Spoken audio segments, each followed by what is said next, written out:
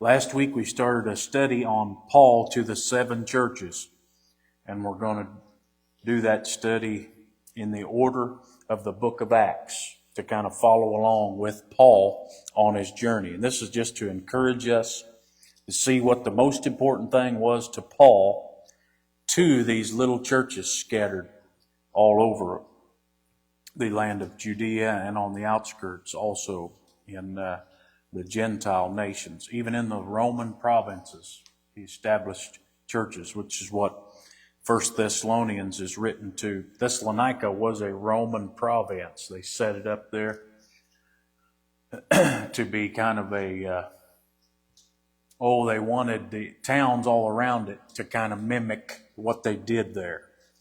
Here in America, we do the same thing, we just do it different. When we go into other places, we try to get them to act just like us. You know, when we try to get them to do everything like we do. They couldn't do that like that, but they could establish little colonies right in the middle of them, and then that kind of did the same thing. And that's why the Thessalonian church was suffering so much persecution, because this was a Roman province, and to Rome, Caesar is the king. And so you got Paul coming in there saying there's another king. His name's Jesus. And so that caused a lot of persecution problems, a lot of tribulation. People were dying. And that's when we get to chapter 4, we'll see that. They were worried about their loved ones that were dying, and how they were going to be with them in the rapture. And that's why he goes into talking about the rapture in such detail. And all of Thessalonians is, you see it in every chapter, he mentions the coming of the Lord in some way or another. But we started with 1 Thessalonians chapter 1 and bounced around a little bit and read some of chapter 2 to bring home this idea of being an honorable vessel, or a clean vessel is what we put it. Because it's the first thing that people notice to pinpoint whether we're real Christians or not. And we pointed out from other of Paul's church writings what it means to be a clean vessel or an honorable vessel. He used the words holy and unblameable. And it didn't have to do with, I said it last week, it didn't have to do with smoking and drinking and stuff like that. It could, if you doing that harms other people, it definitely does. But it's never really talks about that stuff. I mean, of course it says not to be a drunkard, but the Bible focuses on, the New Testament focuses on our spirit, what comes out of us, how we act towards people. It's not what goes into the mouth that defiles you, it's what comes out. If it was what went into the mouth that defiled you, we'd all be in trouble, because I'm sure we all probably ate something that wasn't good for us today. So it has to be what comes out of you is what determines whether you are a clean vessel or a dirty vessel, I guess, be the opposite of that. In verse 10, I'll just read that again real quick to get the gist of that in chapter 2.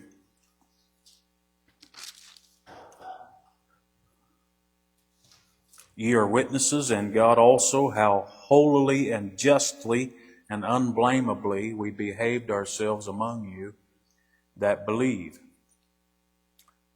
As ye know, how we exhorted and comforted and charged every one of you, as a father doth his children, that ye would walk worthy of God, who hath called you unto his kingdom and glory. And to walk worthy of God, it means to be humble. We've learned that in other scriptures. To be worthy of God is to not act like you're worthy. And this is spirit will take you places in life, in the ministry. It won't take you anywhere if you're trying to make money or something like that in the physical. You got to be pretty cutthroat if you want to make a lot of money. Not always, but that's just showing you the difference in the flesh and the spirit. And, anybody can be spiritual or calm and cool when everything's calm and cool. What Paul's getting at is, how are you when you're stirred up? How are you when somebody's cussing you out?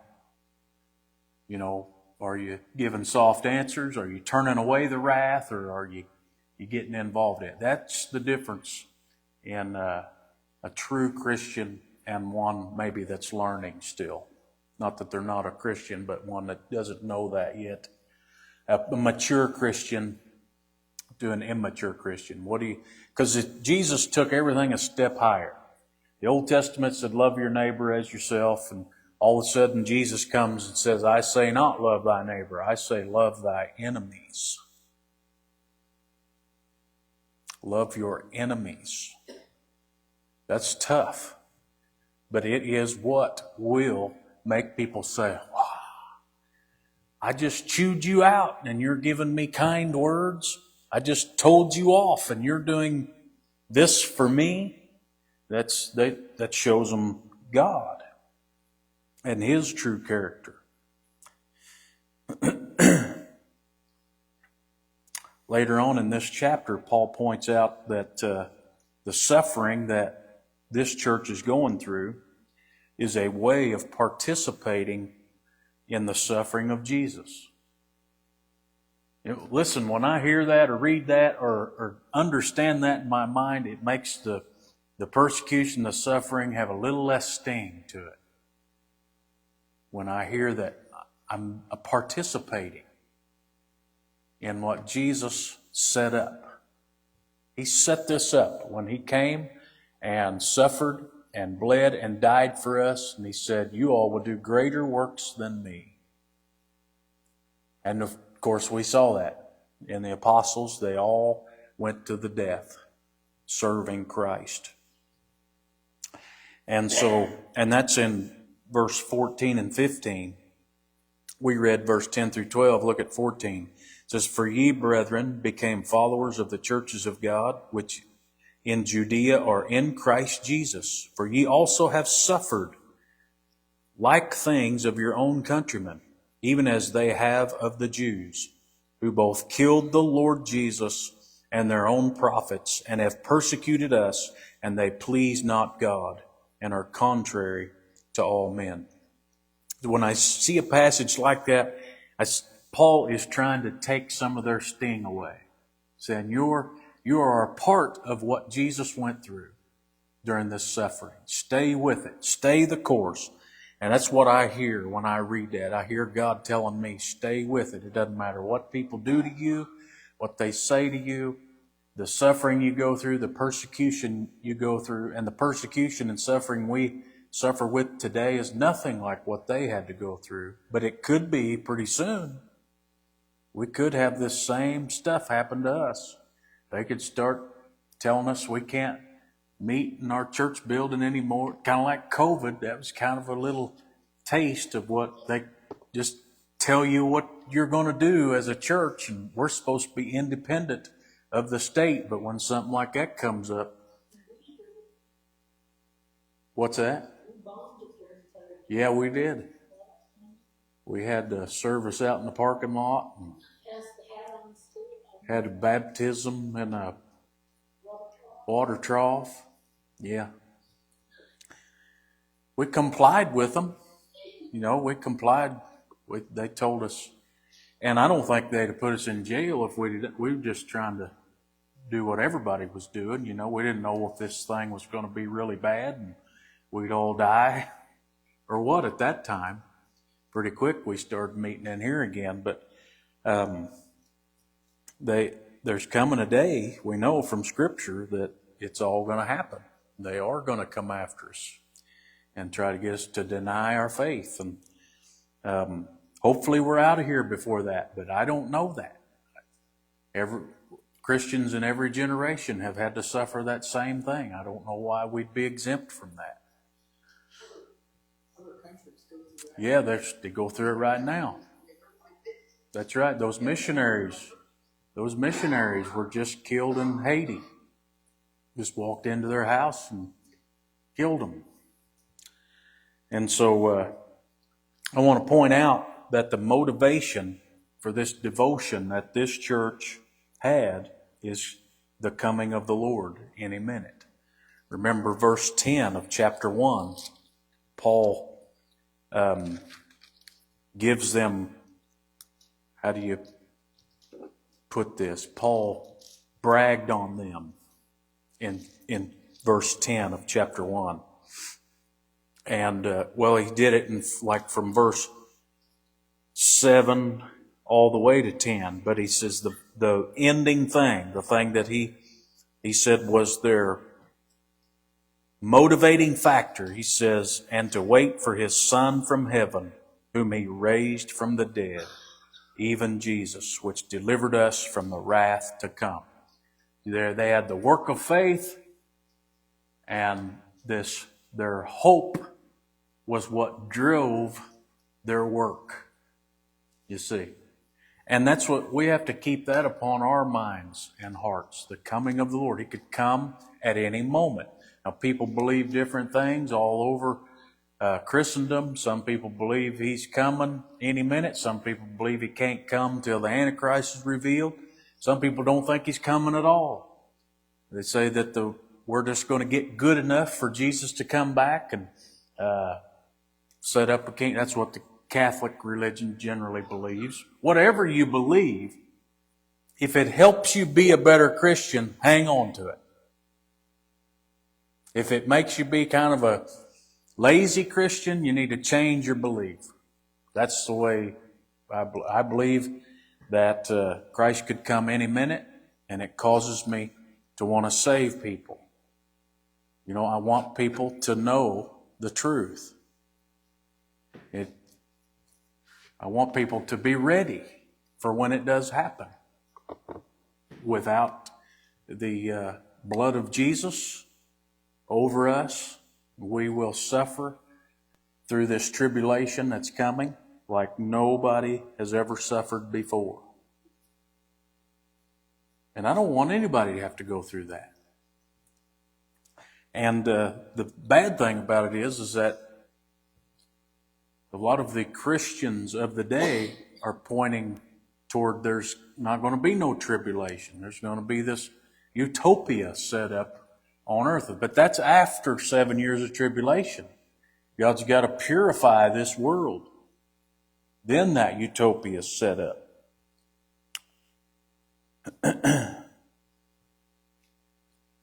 So believing in the Lord could come any minute for me is what gives me unction. If I lose that, I just don't see why there's a point in worrying about people. Because when that day comes, when it's all revealed and it's going to happen, then maybe I'll get busy. You know, but right now with the imminency, if it's a possibility, now it may be different for you. You may be sitting there thinking, the imminency just makes me want to sit around and wait for him to come back. Believing that we got to go through tribulation and all this is better for me and gives me unction. If that's so, then you hang on to that belief. You get out there and you tell people about Jesus. I don't want to argue over when the rapture is going to happen or if it's going to happen or any of that. Get out there and tell people about Jesus. Live this life that Paul's talking about with the Thessalonians. The reason they're living it is because they're waiting for his Son from heaven. Any moment. And they're able to live this life in the midst of persecution. And also I want to point out that Paul isn't sure if this church has any problems at all. Look at chapter 3 and verse 10. Well, we got 15 minutes. Let me just read it all. Chapter 3. Wherefore, when we could no longer forbear, we thought it good to be left at Athens alone, and sent Timotheus. He's telling the story of when he went to Thessalonica. He started a church there. He was only there 30 days. And they kicked him out of town because of this Jesus being the king thing. Only Caesar is king, you know. They kicked him out, and all he could think about was getting back there, strengthening them. And he tells that story right here in chapter 3. You'd think this would be at the beginning, but it's right here in chapter 3. And so it says, we sent Timotheus, verse 2, our brother and minister of God and our fellow laborer in the gospel of Christ, to establish you and to comfort you concerning your faith, that no man should be moved by these afflictions. For yourselves know that we are appointed thereunto. For verily, when we were with you, we told you before that we should suffer tribulation, even as it came to pass, and ye know. For this cause, when I could no longer forbear, I sent to know your faith, lest by some means the tempter have tempted you, and our labor be in vain. He couldn't stand the thought of them walking away from God after all the labor that he had put into them. And then he sent Timotheus, and Timotheus came back with this report. But now when Timotheus came from you unto us, and brought us good tidings of your faith and charity, and that ye have good remembrance of us always, desiring greatly to see us, as we also to see you. Therefore, brethren, we were comforted over you in all our affliction and distress by your faith. For now we live, if ye stand fast in the Lord. What that means is our spirit will be heightened as long as you stand fast. And it's the same way for any spiritual leader. When I see anybody in the church kind of falling back or not like they once was, it lowers you a little bit. There's a little less encouragement there. There's a little more discouragement. But when you see people really flourishing, your whole life is better as a spiritual leader. Literally, because you wonder, just like a parent would, what did I do wrong? You know, am I not preaching right? Or, you know, did I not raise them right? You know, same thing a parent goes through. And so you see that with him. In verse 9, for what thanks can we render to God again for you, for all the joy wherewith we joy for your sakes before our God, night and day, praying exceedingly that we might see your face and might perfect that which is lacking in your faith. See that question mark at the end? That question mark's put there because the translators could tell the tense of this. They could tell that he was not saying they had anything lacking in their faith. He just said, if there is anything lacking in your faith, I would love to be there to help mold you. That question mark at the end tells you that. He didn't know for sure if there was anything wrong with them. But there was one thing he knew would be good to be increased, because there's one thing that is always good to increase in our fellowship. Look at verse 12. And the Lord make you to increase and abound in love one toward another, and toward all men. That throws that in there too. See, he gives us this church to where we can get this right, and then that can branch out into the world, and they desire to want to be a part, you see, when they see a love that only can come from God. This is something, whether they had anything wrong with them or not, he says, this, I pray, increases. Even though you've got it, you've got this labor of love, you're really sticking with it and you're loving one another. But he says here, his prayer is that they would increase and abound in love one toward another. Something to take to heart. It really is. We can think we got it. I've seen this place thriving and fall flat on its face because of sin in the past. You have to stay on your guard and always, you know what love is? Love is not affection per se. It has that in it. But love is the desiring to see the betterment of another. That's love. It's not something you always want to do. It's not something that's easy to do. It's something that's a sacrifice for you. And that comes with affections. It does. But this is why he has to tell this. You know, if it was just natural affections, we all have natural affections. When people are good to us, we love them back. But when people are not good to us, Paul says, love them anyway. And that's what brings people around to the right way of thinking. That's what brings people around to say, they got something there. If you're able to do that after somebody just cussed you out, or after somebody just robbed you, or somebody just had a bad business deal and you got the raw end of the deal, and you're able to still love them. Love your enemies, Jesus said. You want to look like God? Love your enemies. God sent His Son to a world of enemies to die for them. A world of enemies. And then chapter 4, verse 1 says the same thing.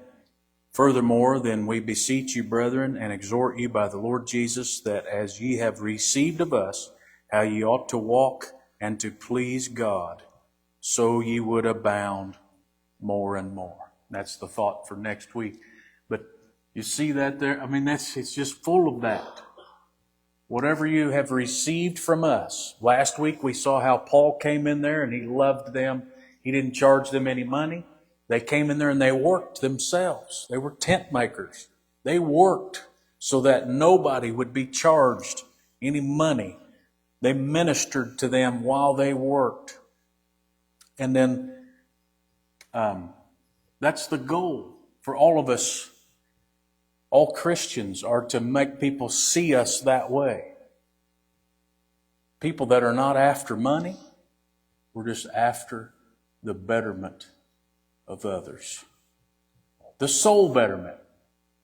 And that sometimes that means physical betterment. I have people coming here all the time that haven't eaten all day. You know, well, what's right for me? Well, if you go down to the soup kitchen, they'll feed you.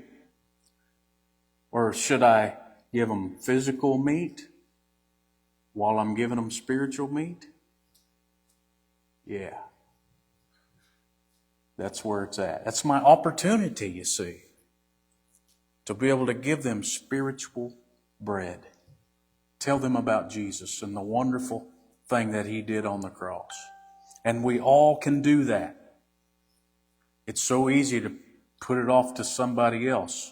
But we all have communities that we live in. We all have places that we go. We have opportunities.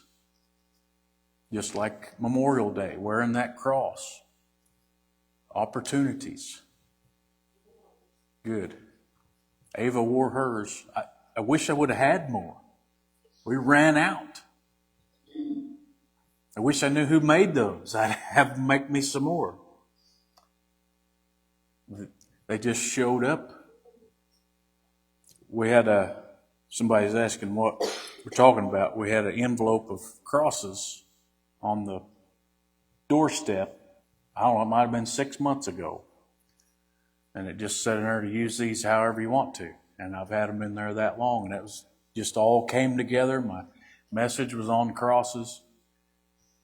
And Memorial Day.